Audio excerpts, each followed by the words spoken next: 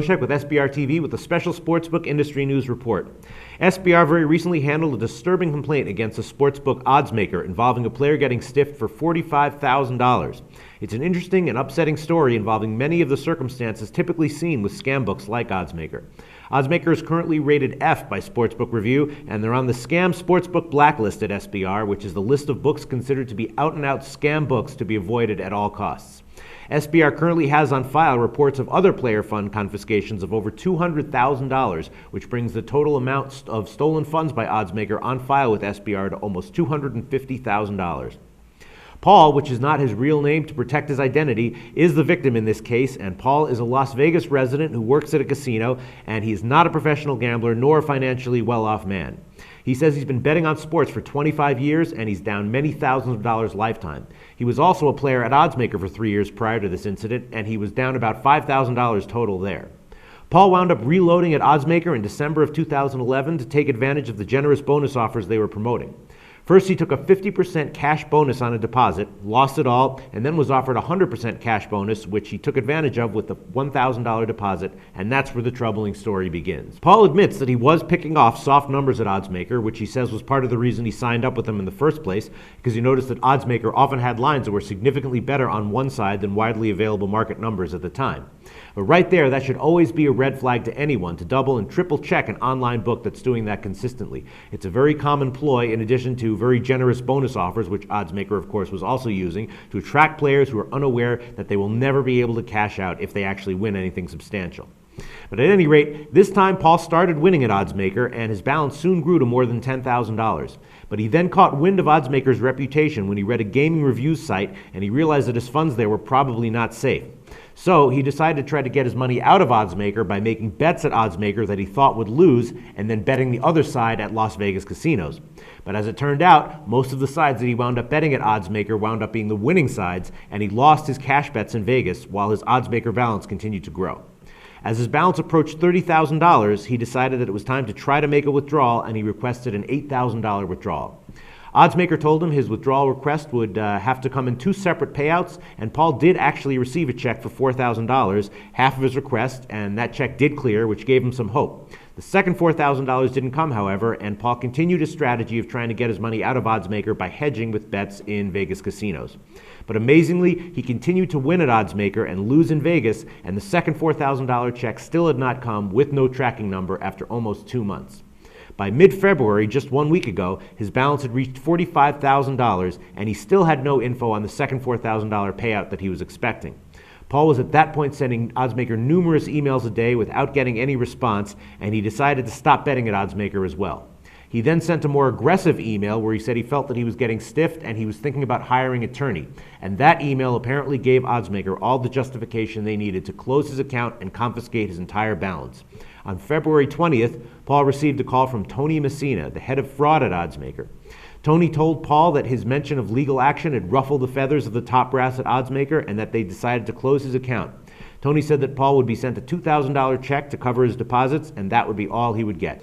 SBR followed up with Tony Massina, who gave SBR the following statement. I was going to ignore this, but I will respond one time and one time only because I am a straight shooter. Customer lied. Customer responded to an email survey from us saying he was considering contacting lawyers to get his withdrawals faster. Nobody in the industry needs that. On top of the customer admitting to owning his own website and to being a professional bettor, Camel's back was broken when he threatened to contact lawyers. Decision was not mine, but I am aware of the case. Customer had $2,000 refunded to him and got a check for $4,000 as well. Have a good day. So that was Tony Massina's statement, and needless to say, the notion that Oddsmaker is a quote-unquote straight-shooting book is absurd. They're on the blacklist at SBR, which is reserved for books with a history of clear-cut and repeated theft. And as I mentioned earlier, SBR already had over $200,000 worth of complaints about confiscated funds on record before this incident. Additionally, Paul is the farthest thing from a professional bettor. He did understand the concept of soft lines and middles and was admittedly initially betting into what he thought were positive EV opportunities at Oddsmaker. But Paul says he's down considerably lifetime in sports betting, and as I mentioned earlier, he was also down about $5,000 over 3 years at Oddsmaker Oddsmaker prior to this incident. I personally spoke with him extensively on the phone yesterday, and it was very apparent to me that whatever Paul's deal is, he's certainly not a professional gambler. And aside from that, a sportsbook's opinion that a player is a professional gambler in itself is in no way a legitimate excuse for confiscation of player funds. No legitimate sportsbook would ever try to pull that. Reputable books that don't want the action of a player that they deem to be professional will show that player the door, but they will always pay his balance in full. I talked to Paul on the phone yesterday, and this is what he had to say. I've lost thousands of dollars betting sports. Right. Thousands. But in 21 years, I never got stiffed by an offshore book. Because I had so much money in that account. At this point, I had already talked with the OSGA, who told me that they might say I'm a professional gambler and keep my money, and I'm scared to death that if this happens, this is going to ruin my life. I was in an extreme panic situation. Every night, I'm on the computer for hours just trying to find one game that I think would lose. It's almost my whole life savings. In fact, I've actually borrowed money. I'm actually $6,000 in debt. These people not only took all my money, they're probably giving me a death sentence because I haven't been able to eat or sleep for days, and my body, I'm shaking all the time, and my insides, I feel like I've been, like someone's trying to poison me. A sad story indeed. SBR will continue to work on Paul's behalf, and they will pursue ownership and relevant agencies to try to work something out and get Paul's money back somehow. But as of right now, it's not looking good, and Oddsmaker is not responding at all to SBR's further attempts to contact them. Again, this story is a textbook case of why it's essential to stick to top-rated books when playing offshore. Certainly not all books are like this, and the top-rated pillars of the industry, like the professional books Pinnacle and Bookmaker, as well as the top-rated rec books, would never dream of pulling stunts like this. But with lower-rated books, it can and does happen, and with outright scam books on the SBR blacklist, it's expected to happen. So SBR does wish Paul all the best, and this story certainly isn't over yet. So even though it's not looking good, SBR still does hold out some hope that there may be a happy ending. We'll see.